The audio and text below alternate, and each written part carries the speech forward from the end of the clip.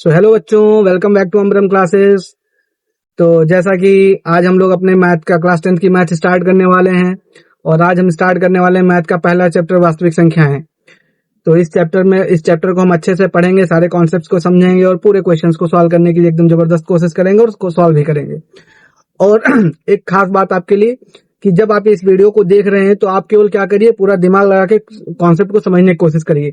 लिखने का कुछ नहीं है, क्योंकि इस वीडियो के डिस्क्रिप्शन में ये जो मैं आपको पढ़ा रहा हूँ इस पीडीएफ का नोट्स आपको इस वीडियो के लिंक के डिस्क्रिप्शन में मिल जाएगा, समझ गए। तो वहां से आप उसे डाउनलोड करके पढ़ सकते हैं, लिख सकते हैं, जो मर्जी के वो कर सकते हैं। बट अभी जब हम पढ़ा रहे होंगे तो उस समय पे आपका पूरा फोकस करना होगा पढ़ने पे। अब जैसे कि सबसे पहले स्टार्ट करते हैं, चैप्टर का नाम ही है वास्तविक संख्याएं। तो वास्तविक संख्या क्या होती है ये हमें सोचना है, ठीक। तो ऐसी संख्याएं जिन्हें हम संख्या रेखा पे प्रदर्शित कर सकते हैं उन्हें वास्तविक संख्या कहते हैं। यहाँ पे आप देख पा रहे होंगे अपनी स्क्रीन पे, यहाँ पे डेफिनेशन लिखी हुई है कि ऐसी संख्याएं जिन्हें संख्या रेखा पर प्रदर्शित किया जा सकता है उन्हें हम वास्तविक संख्याएं कहते हैं। ये आपके दिमाग में एकदम क्लियर है। मैं आपको 9th का थोड़ा सा रिवाइजन करवा रहा हूँ। अब इसके बाद हम बात करते हैं वास्तविक संख्याओं के प्रकार की। वास्तविक संख्याओं में कौन कौन सी संख्या आती है, तो उसमें आ जाती है आपकी प्राकृतिक संख्या, पूर्ण संख्या, पूर्णांक, परिमेय संख्या, अपरिमेय संख्या। ये सारी संख्याएं वास्तविक संख्याओं के प्रकार में आती हैं, ठीक। अब अगर वास्तविक कोई संख्या है तो ऑब्वियस सी बात है कि कोई एक आभासी संख्या भी होगी, ठीक। तो जैसे जब कोई छोटा है, किसी को छोटा बोलते हैं तो उसके कंपैरिजन में कोई बड़ा होता है। तो जैसे हम बोल रहे हैं कि कोई चीज वास्तविक है तो इसका मतलब कोई ना कोई चीज आभासी होगी। तो जो आभासी संख्या होती है वो अंडर रूट के अंदर -1 टाइप की, ऐसे करके अंडर रूट के अंदर -1 टाइप की जो संख्या होती है ये होती है आभासी टाइप की। तो ये हम पढ़ेंगे क्लास 11th में। आप पढ़ेंगे क्लास 11th में जब वहां पे इमेजिनरी नंबर्स आपको पढ़ाया जाएगा, ठीक। तो बात करते हैं वास्तविक संख्याओं के प्रकार के। तो हमने यहाँ पे कुछ प्रकार लिख रखे हैं, 5 प्रकार के लिख रखे हैं। प्राकृतिक संख्याएं जो आप बचपन से पढ़ रखे हैं, जो स्टार्ट होती है 1 2 3 4 5 6 ऐसे। पूर्ण संख्याएं जो कि 0 1 2 3 4 5 ऐसे स्टार्ट होती हैं, ठीक। और एक होता है पूर्णांक। पूर्णांक मतलब जो पूरा अंक हो। पूर्णांक मतलब जो क्या होता है, पूरा अंक हो, ठीक। आधा तिहा पौना ना हो। जैसे कि मतलब 1/2 ना हो, 1/3 ना हो, 2/3 ना हो, 4/7 ना हो, ये सब ना हो, मतलब पॉइंट में ना हो, समझ गए। सिंपल सी बात है कि पॉइंट में आंसर ना हो, तो उसे कहते हैं पूर्णांक, जो पूरा का पूरा हो। ये माइनस वाला भी हो सकता है, -2 -9 -8 -7 -2000 +2000 3000, ऐसे सारे जो भी संख्या रेखा पे प्लस प्लस नंबर्स होते हैं वो हो जाते हैं, ठीक। फिर एक होती है परिमेय संख्याएं और एक होती है अपरिमेय संख्याएं। इस चैप्टर में जो हमें बेसिकली पढ़ना है, मेजरली पढ़ना है, वो है परिमेय संख्या और अपरिमेय संख्या। तो हम सबसे पहले शुरुआत करेंगे परिमेय संख्या से, समझ गए। तो यहाँ पे हम डिटेल में परिमेय संख्याओं से स्टार्ट करते हैं। तो यहाँ पे आप देख पा रहे होंगे आपकी स्क्रीन पे लिखा हुआ परिमेय संख्याएं। तो ये वह संख्याएं होती हैं जिन्हें p/q के रूप में व्यक्त किया जा सकता है, जहां p और q पूर्णांक हो तथा q does not equals to 0 हो, उन्हें परिमेय संख्याएं कहते हैं। मतलब ऐसी संख्याएं जिन्हें आप p/q के रूप में प्रदर्शित कर सकते हैं, लिख सकते हैं। एग्जाम्पल जैसे देखेंगे यहाँ पे, ठीक। यहाँ पे एग्जाम्पल देखते हैं कैसी संख्याएं होती हैं एग्जाम्पल में। जैसे 1/2, ठीक। तो इसे आपने बटे के फॉर्म में लिख दिया, p और q के फॉर्म में लिख दिया, और जहां पे ऊपर और नीचे दोनों पूर्णांक होना चाहिए, मतलब p भी पूर्णांक होना चाहिए और q भी पूर्णांक होना चाहिए। और q does not equal to 0 ये लिखा है, इसका सिंपल सा मतलब है कि q की वैल्यू 0 नहीं हो सकती, क्योंकि अगर 0 हो जाएगी तो वो वैल्यू जो है अनंत बन जाएगी, ठीक। तो परिमेय संख्या क्या होगी, 1/2, जैसे लिख दिया 4/3, समझ गए। जैसे लिख दिया 5/7, जैसे लिख दिया 2/5, समझ गए। जैसे लिख दिया 3/4। तो ये सारी संख्याएं जिन्हें आप p/q के फॉर्म में लिख सकते हैं वो सारी परिमेय संख्याएं होती हैं, ठीक। जहां पे p और q क्या होना चाहिए, पूर्णांक। अच्छा, किसी का मन में आ जाए वो लिख देगा कि 6/0, ठीक। क्या लिख देगा, 6/0। तो ये परिभाषित नहीं है, ये परिभाषित नहीं है, ये हम नहीं कर सकते। ये सबसे बड़ा पाप है कि किसी भी संख्या के नीचे आप 0 लगे। हर में 0 नहीं लिख सकते क्योंकि संख्या अपरिभाषित बन जाती है। ये परिभाषित नहीं है, समझ गए। तो बटे में 0 नहीं लगा सकते। अच्छा, अब आपके मन में एक प्रश्न और आता होगा कि 10 परिमेय संख्या है कि नहीं है। आप चाहो तो 10 के बटा 1 लिख सकते हो, समझ गए। 10 के बटे 1 लिख सकते हो। कोई पूछे कि 6 परिमेय संख्या है कि नहीं है, तो ये सारी परिमेय संख्याएं हैं, ये सारी परिमेय संख्याएं हैं, समझ गए। ये सारी परिमेय संख्याएं हैं, परिमेय संख्याएं हैं, ये सारी परिमेय संख्याएं हैं, ठीक। अभी हम रिवीजन कर रहे हैं, समझ रहे। अब यहाँ पे दशमलव प्रसार की बात करते हैं। नोट में आप यहाँ पे देख रहे होंगे किसकी बात हो रही है, दशमलव प्रसार की। तो लिखा है परिमेय संख्याओं, ठीक, परिमेय संख्याओं का दशमलव रूप में लिखा जा सकता है, ठीक, परिमेय संख्याओं को दशमलव रूप में लिखा जा सकता है। और ये जो या तो समाप्त होता है या दोहराता है, समझ गए, या समाप्त होता है या दोहराता है। इसका मतलब होता है कि जहां पे अगर मैं लिखूं कि परिमेय, ठीक, परिमेय संख्याओं का दशमलव प्रसार कैसा होता है, या तो होगा शांत, ठीक, या तो होगा शांत, या अगर शांत नहीं है तो उस केस में क्या होगा, अगर शांत नहीं है तो उस केस में क्या होगा, शांत अगर नहीं है तो अशांत होगा, अगर तो आवर्ती होगा, समझ गए, अशांत होगा तो कैसा होगा, आवर्ती होगा, ठीक। ये आपने 9th में पढ़ा था कि या तो उनका दशमलव प्रसार शांत होगा, शांत नहीं है तो अशांत होगा, आवर्ती होगा, ठीक। कैसे एग्जाम्पल यहाँ पे देखते हैं, यहाँ पे नीचे मैं कुछ आपको एग्जाम्पल देता हूं, जैसे कि मैंने लिख दिया 2.5, ठीक, तो ये परिमेय संख्या है, ये परिमेय संख्या है, परिमेय संख्या है। क्यों,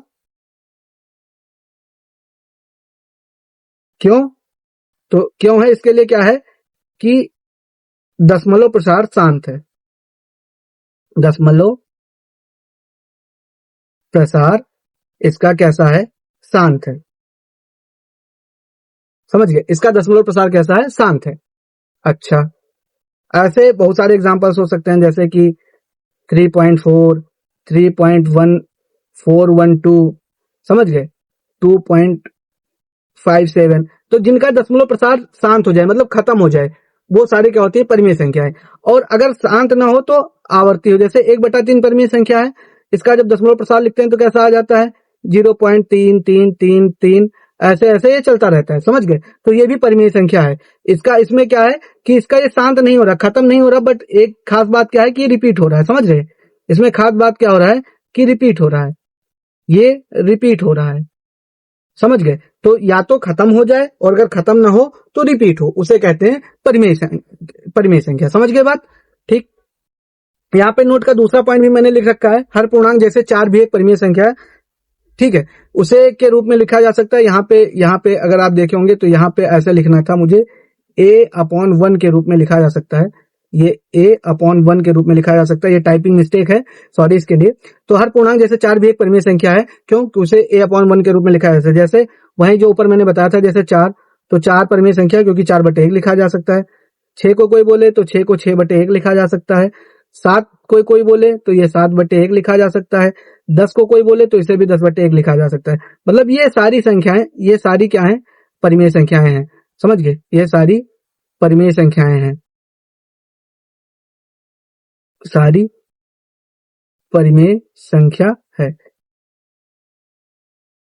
संख्या है। थोड़ा सा राइटिंग को ध्यान में ना दें, वो नेग्लेक्ट करें उसे। अब आ जाती है अपरिमेय संख्याएं। अगला टॉपिक आ गया आपकी अपरिमेय संख्याएं, ठीक। अपरिमेय संख्या क्या होती है, तो वही संख्याएं जिन्हें p/q के रूप में नहीं लिखा जा सकता, वो होती हैं अपरिमेय संख्याएं, समझ गए, जिन्हें p/q के रूप में ना लिखा जा सके, जिन्हें p/q के रूप में ना लिखा जा सके, जिन्हें p/q के रूप में ना लिखा जा सके, ये सारी होती है हमारी अपरिमेय संख्याएं। ये हो गई हमारी अपरिमेय संख्याएं। उसके बाद में और यहाँ पे लिखा हुआ है कि इनका दशमलव प्रसार ना तो शांत होता है, ठीक, और ना तो समाप्त होता है, ना ही आवर्ती होता है, समझ गए, इनका दशमलव प्रसार ना तो शांत होता है ना ही आवर्ती होता है। तो इसमें क्या है कि इनका दशमलव प्रसार, इनका दशमलव प्रसार अशांत, इनका दशमलव प्रसार अशांत, अनावर्ती होता है, अनावर्ती होता है, समझ गए। लाइट नहीं तो इसलिए गर्मी बहुत लग रही है। तो इनका दशमलव प्रसार क्या होता है, अनावर्ती, अशांत और अनावर्ती होता है। मतलब कि ये तो ना तो खत्म होंगे, जैसे ऐसे होंगे 0.1 2 3 4, तो यहाँ पे कुछ दूसरी संख्या आ जाएगी, यहाँ पे कुछ दूसरी, यहाँ पे कुछ दूसरी, यहाँ पे कुछ दूसरी, समझ गए? ऐसे करके, ऐसे ना खत्म होगी ना रिपीट होगी, पैटर्न नहीं बनेगा। समझ गए? ऐसे 0 पॉइंट मान लेते हैं, यहाँ पे लिखा हुआ 2.5, 2, 1, 4, 3, 6, 8, 4, 7 ऐसे ऐसे करके, ना तो खत्म होगी ना ही रिपीट होंगी, तो वो सारी होती है अपरिमेय संख्याएं। और इसमें एक बात होती है कि अगर यहाँ पे एक नोट लिख देता हूं मैं, ठीक, यहाँ पे क्या लिख देते हैं, नोट लिख देते हैं, शायद आगे मैंने नोट्स में मेंशन कर रखा होगा, मैं एक बार चेक कर लेता हूँ, नहीं होगा तो मैं फिर से लिखूंगा यहाँ पे। ठीक है, नहीं है तो यहाँ पे मैं इस नोट को लिखे देता हूँ कि यदि, ठीक, यदि, ठीक, वर्गमूल के अंदर, वर्गमूल के अंदर, वर्गमूल के अंदर कौन सी संख्या है, अभाज्य संख्या, अभाज्य संख्याएं हों तो वह, तो वह अपरिमेय संख्या होती है, अपरिमेय संख्या होती है। समझ गए? अगर कहीं वर्गमूल के अंदर की अभाज्य संख्या है तो वो सारी क्या होती है, अपरिमेय संख्या। जैसे कि अंडर रूट 2, यहाँ पे उदाहरण example, under root 2, under root 3, under root 5, under root 7, under root 11। समझ गए? तो ये जितनी अभाज्य संख्याएं हैं, इनका जब आप रूट लगा देंगे तो ये सारी क्या हो जाएंगी, अपरिमेय संख्याएं।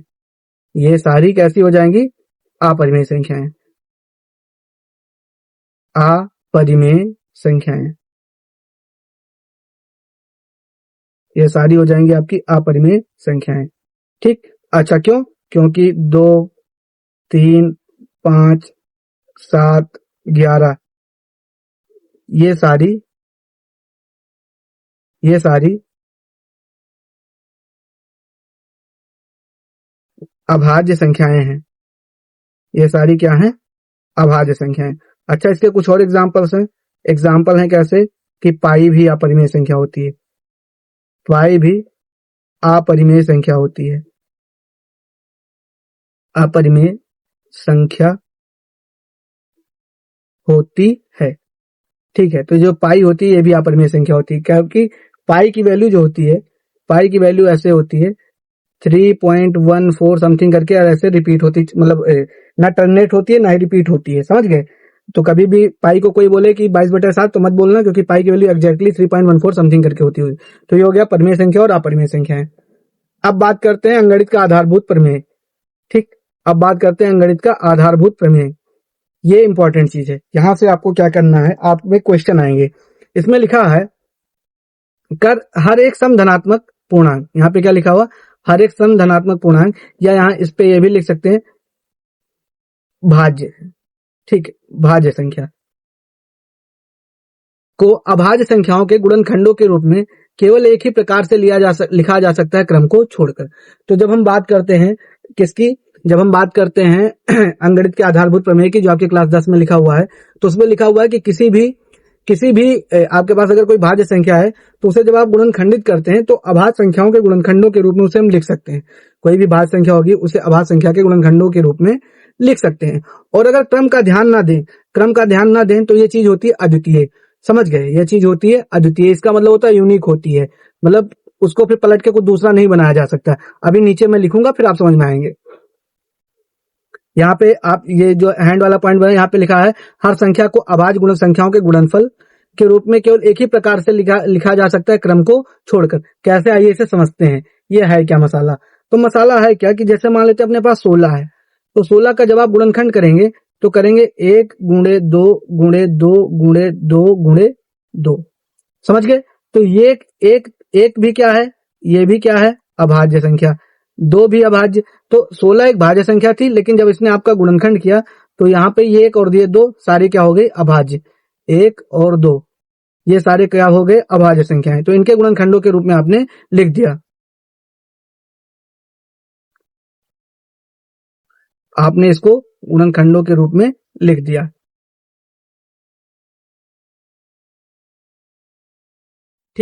अब ऐसे मान लेते हैं मैंने बात किया 15 का, तो जब आप 15 का गुणनखंड करेंगे तो हो जाएगा 1 गुणे 3 गुणे 5। जब आप 15 का गुणनखंड करेंगे तो हो जाएगा 1 गुणे 3 गुणे 5। तो यहाँ पे देखेंगे तो 1 भी अभाज्य है, 3 भी अभाज्य है, 5 भी अभाज्य है। समझ गए? तो आपने क्या किया कि 15 का गुणनखंड कर दिया 1 गुणे 3 गुणे 5। अब अगर इसका क्रम में ध्यान ना दें, ठीक, क्रम में ध्यान देने के लिए मतलब कोई अगर ये दीदी बने, नेता बने और कहे 1 पहले लिखो, फिर 5 लिखो, फिर 3 लिखो। समझ गए? तो ये दोनों क्या है, सेम ही है। ये क्या है, सेम ही है। ठीक, तो एक ही रहेंगे कब, जब हम क्रम को ध्यान में ना दें। ठीक है, जब हम किसको ध्यान में ना रखें, क्रम को ध्यान में ना रखें, ध्यान में ना रखें। ठीक, अगर क्रम को ध्यान में ना रखेंगे तो ये दोनों सेम ही हैं। तो आप किसी एक भाज्य संख्या को पकड़ते हैं और उसको छोटे छोटे अभाज्य संख्याओं के गुणनखंडों के रूप में लिख देते हैं। इसे ही कहते हैं अंगणित का आधारभूत प्रमेय। जैसे मान लेते हैं यहाँ पे मैंने पकड़ लिया 21, तो 21 को जब लिखेंगे तो लिखेंगे 1 गुणे 3 गुणे 7। समझ गए? तो ये भी अभाज्य है, ये भी अभाज्य है, ये भी अभाज्य है। ऐसे ही कुछ बड़ा नंबर ले लेते हैं, मान लेते हैं ले लिया हमने कुछ बड़ा, कितना बड़ा, ज्यादा क्या ही करेंगे, मान लेते हैं ले लिया 124। मान लिया कितना ले लिया, 124। अब 124 का जब गुणनखंड करेंगे तो 124 का गुणनखंड करने के लिए अगर डायरेक्ट हमें नहीं पता तो ऐसे कर लेते हैं, यहाँ पे लिखेंगे 124, यहाँ पे खींचेंगे एक लाइन और उसके बाद यहाँ पे खींचेंगे एक लाइन। सबसे पहले इसको 2 से निपटा लेंगे, तो जब 2 से निपटा लेंगे तो ये हो जाएगा तुम्हारा 62। 2 छंग 12, 2 दूनी 24। फिर इसको 2 से निपटा लेंगे तो ये हो जाएगा 31। और फिर ये अब किसी से नहीं कटेगा तो 31 से निपटाल देंगे तो ये हो जाएगा 1। तो इसका मतलब कि ये हमारा आ गया 1 गुणे 2 गुणे 2 गुणे 31।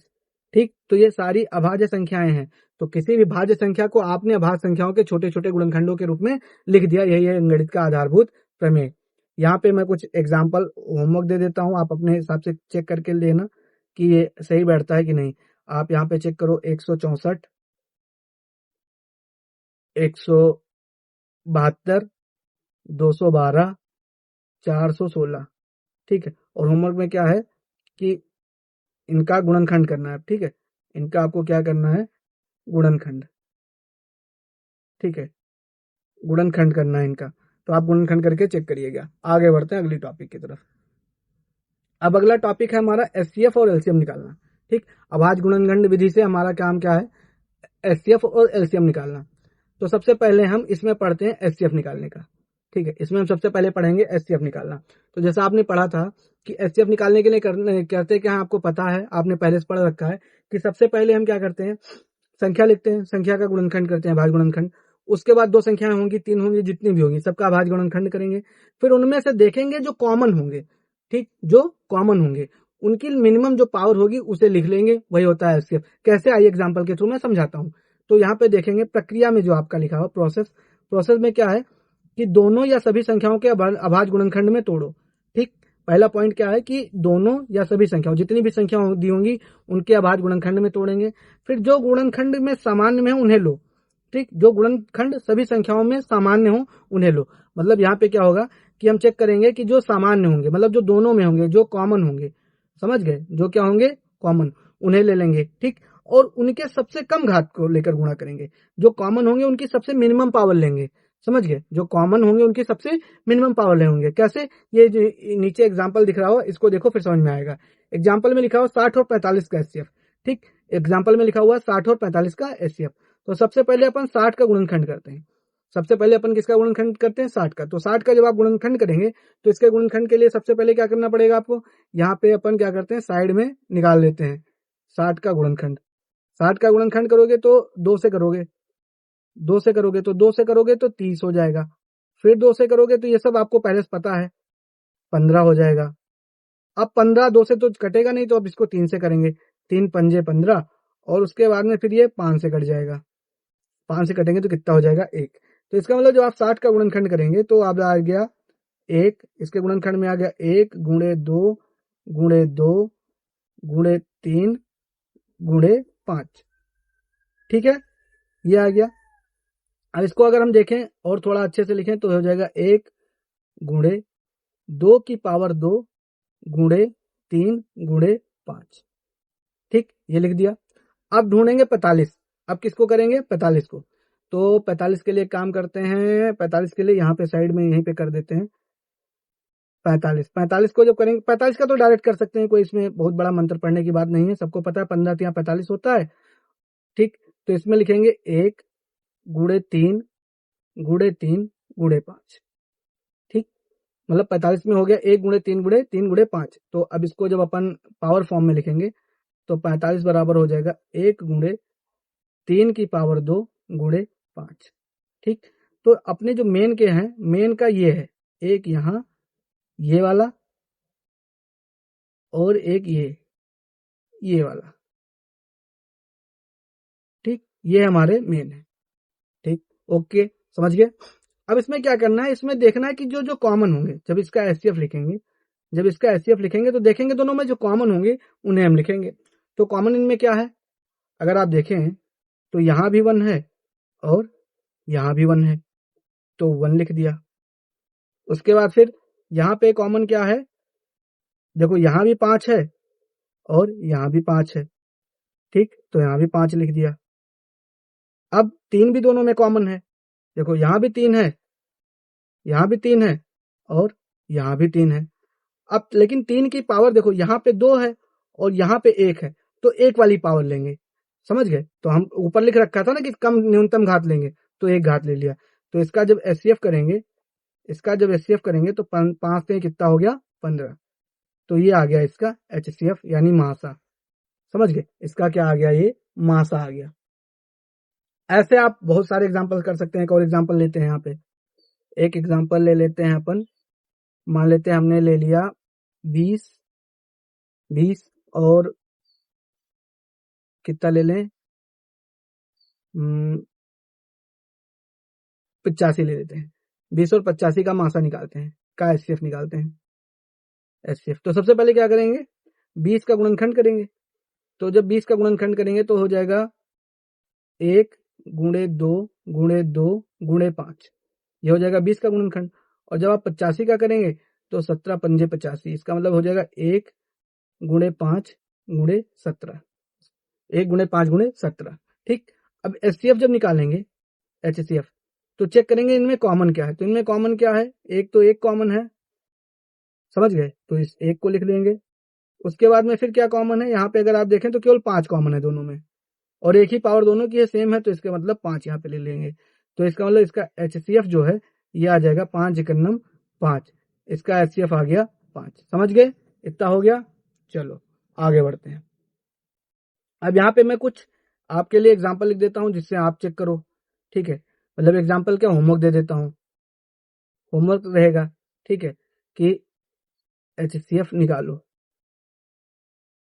और यहाँ पे मैं कुछ क्वेश्चंस दे देता हूँ। पहला है, मान लेते हैं 36 और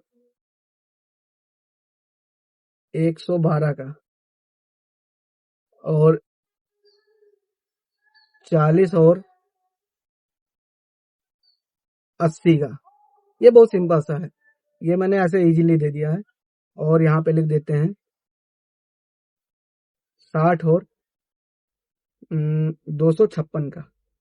ठीक, इसका आंसर निकाल के कमेंट बॉक्स में कमेंट करना कि कितना आंसर आया।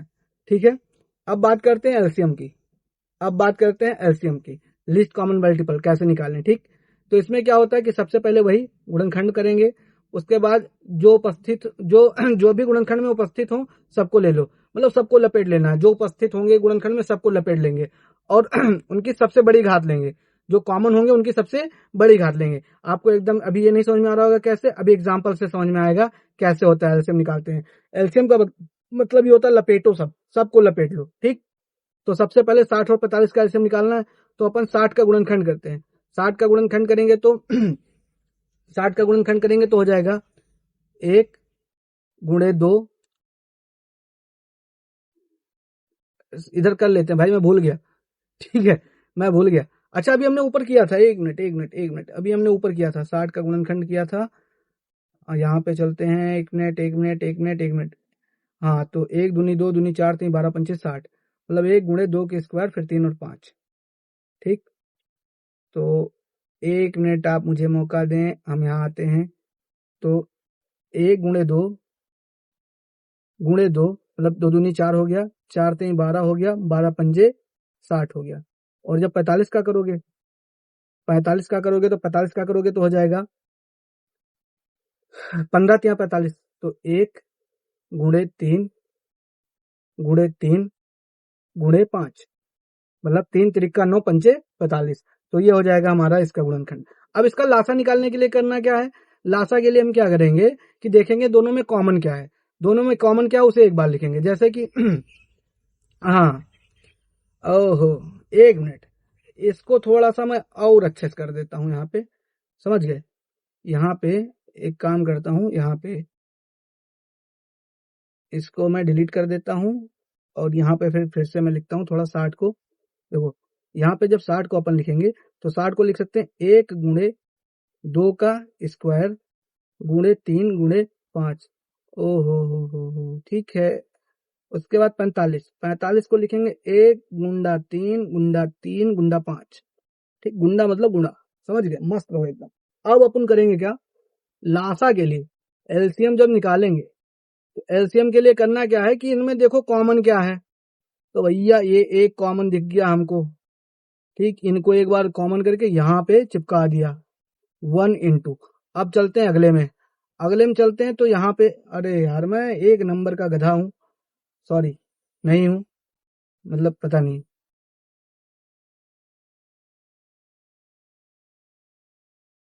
एक नेट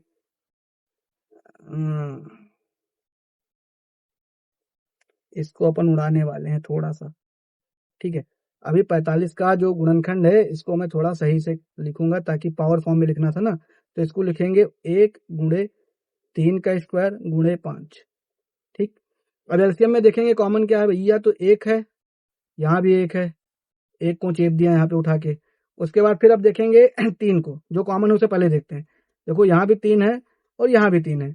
देखो तो मासा में क्या करते थे, छोटी घात उठाते थे, और लासा में क्या करना है, बड़ी घात उठाना है। तो अब यहाँ पे उठा लेंगे अपन 3 की घात 2। उसके बाद फिर उसके बाद यहाँ भी 5 है और यहाँ भी 5 है, तो दोनों की पावर 1 है, तो यहाँ पे 5 उठा लेंगे। अब यहाँ पे समस्या क्या है कि 2 नहीं है, यहाँ पे क्या था, नीचे वाले में 2 नहीं था, तो जो बच गया उसे भी लपेट लो, तो 2 का स्क्वायर भी लपेट लेंगे, समझ गए। तो अब इसको गुणा करके देखते हैं क्या आता है। इसको जब गुणा करेंगे तो ये हो जाएगा 1 गुणे 3 का स्क्वायर 9 गुणे 5 और गुणे 2 का स्क्वायर कितना हो जाएगा 4। तो अब आइए आपका काम है 9 पचे 45, हो जाएगा 9 पचे 45, 45 इंटू 4। ठीक, इसका गुणा करोगे तो कितना आएगा, मेरे हिसाब से 4 चौक 16, 180 आना चाहिए, देख लेते हैं। 4 पंचे 20 के 0 हासिल आए 2, 4 चौक 16 और 2 18, 180। तो इसका लासा आ गया 180। ठीक, तो ऐसे लासा यहाँ पे कुछ और निकाल लेते हैं हम लोग गुणनखंड विधि से। एग्जाम्पल जैसे मान लेते हैं अपने पास एक ले लिया संख्या 24 और एक ले लिया 40, इनका हमको निकालना है लासा। ठीक, इनका निकालना है लासा, तो इनका नासा नासा नहीं लासा, सॉरी। तो 24 का गुणनखंड करेंगे तो 12 दूना 24 होता है, 12 होता है 3 चौके 12, तो 1 गुणे 2 गुणे 2 गुणे 2 गुणे 3। ठीक, 2 दूनी 4 दूनी 8 3 24। और उसके बाद जब 40 का गुणनखंड करेंगे तो 40 का जब गुणनखंड करोगे तो ये हो जाएगा, 40 का गुणनखंड करोगे तो हो जाएगा 20 दूना 40 और 20 मतलब 8 पंचे 40, तो 8 पंचे 40 लिखोगे तो लिखोगे 1 गुणे 2 गुणे 2 गुणे 2 दूनी 4 दूनी 8 और पंजे 40। ठीक, ये हो गया। अब लासा निकालना है, अब निकालना है लासा, अब निकालना है लासा। लासा तो लासा में क्या करेंगे इसमें देखेंगे कि जो कॉमन है, जो कॉमन है उसे तो लिखेंगे ही, जो कॉमन नहीं उसे भी लपेट लेंगे। जैसे कि 1 कॉमन है तो 1 लिख लिया। फिर यहाँ पे देखो, यहाँ भी 2 3 टाइम्स है, यहाँ भी 2 3 टाइम्स है, तो 2 को 3 टाइम्स लिख देंगे, 1 2 3। ठीक, उसके बाद फिर ये देखो यहाँ पे 3 है और नीचे 3 नहीं है, तब भी हमें लपेटना, तो सबको 3 को भी लपेट लिया। 5 बच गया था, इसे भी लपेट लिया, तो 5 लपेट लिया। मतलब जो कॉमन है उसे लिख लो, बाकी जो बचे उसे लिख लो। अब इसका गुणा करके देखो तो ये हो जाएगा 8, फिर गुणे हो जाएगा 3, गुणे हो जाएगा 5, तो 8 गुणे 3 गुणे 5। तो फिर हम करेंगे क्या, 8 और 3 का मल्टीप्लाई कर देंगे तो 8 त्रिक हो जाएगा 24 और गुणे में कर देंगे 5।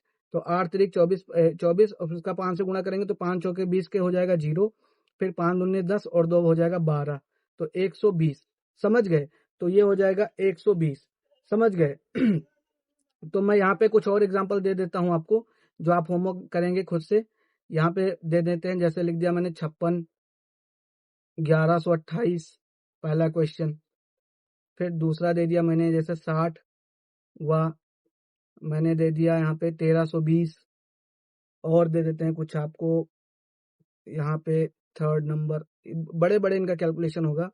जैसे दे दिया 40 व 285। तो इन सबका आपको लासा निकालना रहेगा। अब आते हैं एचसीएफ और एलसीएम का संबंध। ठीक, एचसीएफ और एलसीएम के संबंध पे कि यहाँ पे है क्या, एचसीएफ और एलसीएम के बीच में संबंध क्या है। तो जैसे हमारे पास दो संख्याएं हैं, ठीक, दो संख्याएं रहेंगी तो उनका कुछ एलसीएम होगा और कुछ एचसीएफ निकालेंगे। तो उनके बीच एक संबंध होता है कि दोनों संख्याओं का गुणनफल बराबर होता है एचसीएम गुणे एचसीएफ गुणे एलसीएम। समझ गए? मतलब क्या होता है, संबंध होता है दोनों संख्याओं का गुणनफल बराबर, यहाँ पे होता है लासा गुणे मासा। समझ गए? ये होता है हमारा संबंध। अगर दो संख्याएं होंगी, ठीक, और उनका एलसीएम, और जैसे यहाँ पे लिख देते हैं, माना दो संख्याएं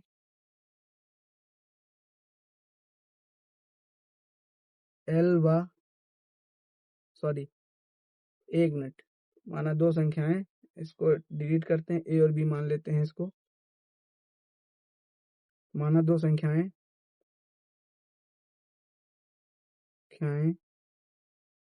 ए व बी का लासा व मासा, लासा व मासा क्रमशः एल व एम है। तब तब सूत्र क्या बनता है, दोनों संख्याओं का गुणनफल यानी ए गुणे बी बराबर एल गुणे एम। ये कॉन्सेप्ट है, इस पे हम लोग आगे क्वेश्चन करेंगे। ठीक, दो संख्याओं का गुणनफल बराबर लासा गुणे मासा। ठीक, यहाँ पे जैसे यहाँ पे क्वेश्चन में लिख दूं अगर एग्जाम्पल,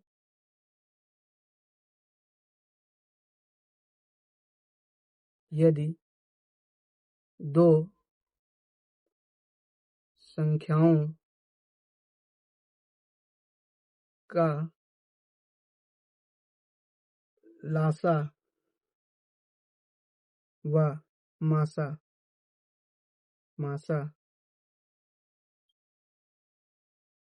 क्रमशः 40 व 5 है, ठीक है, तथा जिनमें से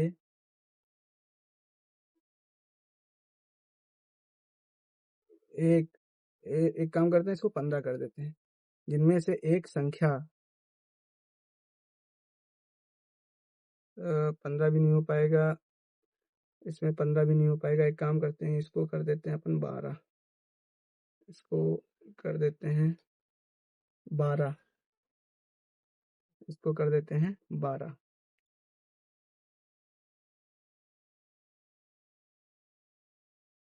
लासा व मासा क्रमशः 40 व 12 है, इनमें से एक संख्या मान लेते हैं 20 है। तो दूसरी संख्या ज्ञात कीजिए। तो दूसरी संख्या ज्ञात कीजिए, आपके लिए होमवर्क रहेगा इस कॉन्सेप्ट को यूज करके। संख्या ज्ञात कीजिए, ये आप करेंगे अपने से, ठीक है। ये आपका रहेगा होमवर्क क्वेश्चन। कमेंट में मुझे आंसर बताएंगे इसका क्या आता है। उसके बाद एक और टॉपिक रहता है कि शून्य पर समाप्त होने वाली संख्याएं। ठीक, एक और टॉपिक इस चैप्टर का बचता है कि शून्य पर समाप्त होने वाली संख्याएं। ऐसी कौन सी संख्याएं हैं जो शून्य पर समाप्त हो सकती हैं? ठीक, तो 0 पे समाप्त होने वाली हर संख्या के अभाज्य गुणनखंड में 2 और 5 कम से कम एक बार जरूर आता है, ये इंपॉर्टेंट बात है। अगर 0 पे कोई भी संख्या समाप्त हो रही है तो उसके गुणनखंड में 2 और 5 का होना कंपलसरी है, आवश्यक है, उसके अलावा कुछ नहीं हो सकता। समझ गए? तो कैसे, आइए इसमें आपको मैं बताता हूँ। यहाँ पे जैसे 10 ले लेते हैं। 10 देखो लास्ट में 0 है, तो इसका मतलब हो गया 2 गुणे 5।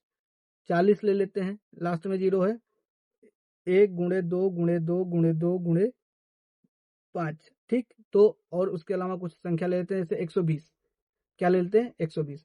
ठीक, तो इसमें हो जाएगा 1 गुणे 2 गुणे 2 गुणे 3 गुणे 5। समझ गए? तो यहाँ पे 2 और 5 आया, तो कोई भी संख्या जो इसके जो 0 से समाप्त होगी उसके अंत में, उसके गुणनखंड में 2 और 5 कंपलसरी ही यहाँ आएंगे, मतलब बिना उनके काम नहीं हो सकता। कोई भी एग्जांपल आप चेक कर लो। ठीक, आपके इसमें एक क्वेश्चन भी दिया हुआ, हम अगले एक्सरसाइज में चेक करेंगे, इसको डिस्कस करेंगे कि हमको डिस्कस करना है कि 4 की पावर n की संख्या, ठीक है, मतलब उसमें सिद्ध करना है कि 4 की पावर n की संख्या कभी 0 पर समाप्त नहीं होती है। ये एग्जाम्पल है, ये हम अगली क्लास में डिस्कस करेंगे इसको। ठीक है, इसको अगली क्लास में डिस्कस करेंगे क्योंकि वीडियो बहुत लंबा हो गया है। ठीक, तो इस चैप्टर में मैंने पूरा कोशिश की आपको कि सारा जितना भी कॉन्सेप्ट हो सकता है उसे फिनिश करने की कोशिश की। अब अगली अगली एक्सरसाइज में आपको केवल और केवल आंसर्स मिलेंगे, मतलब सॉल्यूशंस मिलेंगे क्वेश्चंस के, फिर वो हम अगले वीडियोस में करेंगे। ठीक, तब तक के लिए आप हमारे चैनल पर बने रहिए, हमें सपोर्ट करिए, सब्सक्राइब कीजिए। अगर हमारा प्रयास आपको अच्छा लग रहा हो तो इसे अपने दोस्तों के साथ शेयर करिए, वो भी पढ़े। चलिए, बाय बाय।